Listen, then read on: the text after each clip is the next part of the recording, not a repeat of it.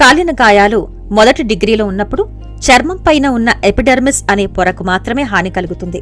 గాయం ఎరుపు రంగులో ఉండి బొబ్బలెక్కకుండానే గాయం తగ్గుతుంది. నొప్పి కూడా తక్కువ స్థాయిలో ఉంటుంది. 2 డిగ్రీ స్థాయిలో కాలినప్పుడు చర్మం పై పొరతో పాటు మధ్యలో కింద ఉన్న పొరలు సైతం కాలిపోతాయి. ఇక 3rd డిగ్రీ స్థాయిలో చర్మం కాలినప్పుడు గాయం చాలా తీవ్రంగా ఉంటుంది. కింద ఉన్న హైపోడెర్మిస్ వరకు కాలిపోయి ప్యాచ్లా ఏర్పడుతుంది. గాయం తెలుపు నుండి బ్రౌన్ రంగులో ఉంటుంది.